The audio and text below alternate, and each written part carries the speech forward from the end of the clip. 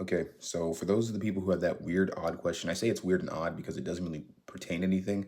I've heard someone ask before, why hasn't God Himself had Jesus written in the right in the Bible, or have a passage written by Jesus, right? Which again, I don't understand because what difference does it make? You literally see Jesus's language, His words in the book, right? The words are underlined and they're in red in some books. So I don't really understand what difference be it that he wrote or didn't write the Bible. It doesn't make him more or less credible. Which those of you who think it does, George Washington, we don't go based off of his autobiography. I don't even think he wrote one. He still existed as far as we know. I wasn't there when he was alive, but I can pretty much assume that because someone wrote about him and said that he did these things for America and was the first president, they weren't just bluffing. Now, that's not to say every time someone tells a story, they're not bluffing, but at the same time, there's some things there's no need to bluff about. And that if they are bluffing, someone's going to find out real quick, hey, that guy's lying. Don't listen to him.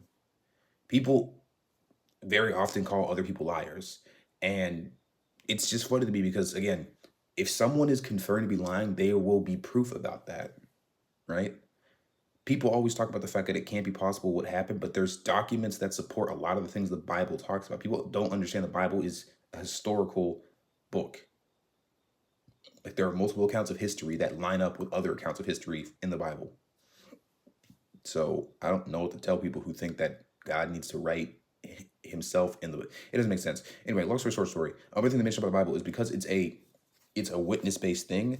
There every part of the Bible is written by humans, but it is all authored by God. So what does that mean? It means God inspired these people when they wrote. So not only were they not just going from perspective, they were telling the truth. Like they were going to tell the truth while doing this because God's inspiring them to do so. Otherwise, there'd be no point in God using man to write the Bible. Otherwise, it would have made it himself.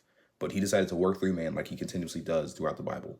Anyway, long story short story, just because Jesus didn't write in the Bible doesn't make it any more or less credible or make him any more or less credible. He was a historical figure. He existed, right? You can look that up and you can continue to look that up and you're not going to see much that says he didn't exist.